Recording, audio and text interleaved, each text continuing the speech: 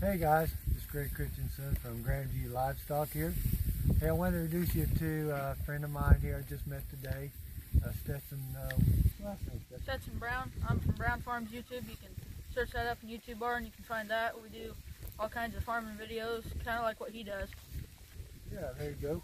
Search up Stetson Brown on YouTube, and he's got some goats there, and he come by to ask some questions about some goats, and he had some questions here today, like what was your, want to know anything in particular? Yeah, I was kind of wanting to know what kind of, I can see your goats here and they look really good, and kind of wondering what kind of goats you had here.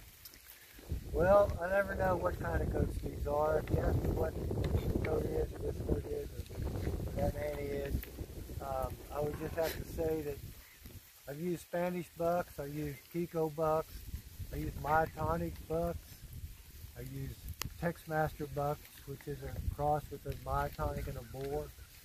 And so these nannies would be out of those kind of bucks, and my bucks that I raised would be out of those kind of bucks. So it's no particular breed, and there's probably more differences within a breed than there is between breeds. As much as anything, it's the way you raise them, you know how your goats are. Yeah.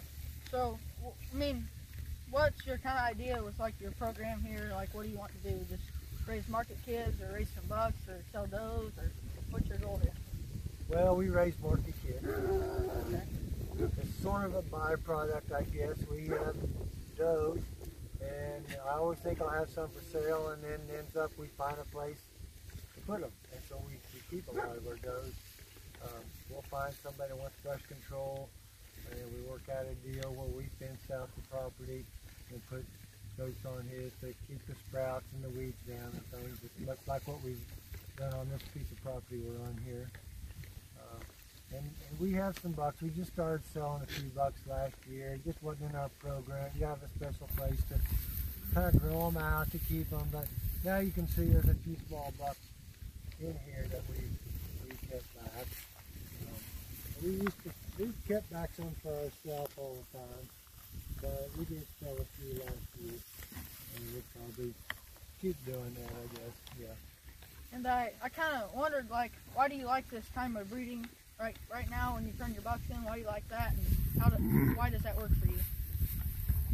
So we turn our bucks in, let's just say it's 1st of December. We won't put them all out the same day. We kind of stagger them, so this particular pasture and herd isn't kidding maybe at the same time. In the heart of kidding season, it's another one. So if there's bad weather comes in or something, it won't be hurting anybody. We can concentrate right here and pay attention to these more. That way it doesn't hurt your whole crop. That way you might lose 5 kids instead of 30. Right. Exactly. Took me a while to figure that out. You're smarter than I am. But and so we used to kid in April, and we just backed it up to May. Just basically weather. If we get bad weather in May, is only going to last a day or two. Bad weather in April might last 3 or 4 days, 5 days. You might get this cold, rainy spell, you know, and it's pretty detrimental to kidding. It makes your kidding, well, it's a lot more labor intensive. And so the more goats we got, the more we wanted to push our labor back, and we don't. I mean, there might be days these are kidding. We don't even come there to check them. Yeah. They're just kind of on their own. Is that another reason why you like the Spanish Kiko kind of Texmaster kind of deal? Because they're just so hardy and they can do it on their own? Yeah. I think they're more hardy, let's just say, than the experiences I've had with a boar goat. Not to say there's not good boar goats out there, but yeah, it's more the way you raise them. Yeah. I say if you take boar goats, and after a few generations, if you raise them this way, you know, they would probably work for you, but it may take longer.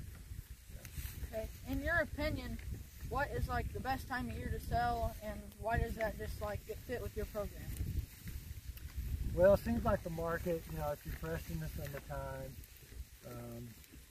then maybe around October it'll start picking up. November, Thanksgiving start picking up. December good. It just kind of keeps getting better and better. January's usually better than December. February, last year we sold some in January. Actually, then we sold some in February. They were cheaper in January. Really? And then, March might be better, but I'm kind of getting tired of them by March. I want to get them. Yeah. We might sell a few in March, just whatever's left over, growing some smaller ones on up. But it just seems like that January, February, March is going to be a good market. You're about to All right. And if you kid in May, they're not going to be too big for that market. If I kid them earlier, then they may be getting to be 70, 75 pounds by January, February, which is It's getting on the heavier side. yeah. So, what do you like? What do you do for like your record? So if you need to give one a shot or something, like how do you keep track of that? Well, we put a mark on its face. And Yeah. as long as that mark's there, that's our record. But when it disappears, we don't really know who that goes is. Yeah. Once you get more goats, your management for each deal kind of goes away. You can't keep track of it. What do you look at when you're like trying to select a breeding buck for some really good does that you might want to keep them does? What do you look at in that buck? Again, I'm not going to know whether a particular buck is a twin or a single, because they're going to be out here kidding on their own. We don't catch the kids and tag them. We used to when we had 100 or 200. So we're just going to look at that kid when he comes through at weaning time or such and say, hey, look, he looks good. He's bigger than the rest, which is probably not the best criteria, but we don't know a better way of doing it right now. You just can't keep the records and know all about every buck there is. All right, one last question before we end this. How do you think COVID has affected the goat market, and if it has? Well, that's a good question. You know what? I don't really see that it's affected the goat market at all. I mean, they're still high. They're higher this year than they were last year. I don't know. I can't explain it. I don't know what makes the market so good with goats. They're not easy to raise. People get discouraged and get out of goats, but there's somebody else to get back in it. As far as COVID, I really haven't seen anything that's been detrimental to the market. I see. Well, that's all I got, and maybe we'll let him tell you a little bit or say something. Well, I appreciate Stetson coming by, and don't forget to check out his YouTube channel and check out his goats. Well, this is Greg Christensen. Hey, I hope y'all have a good day.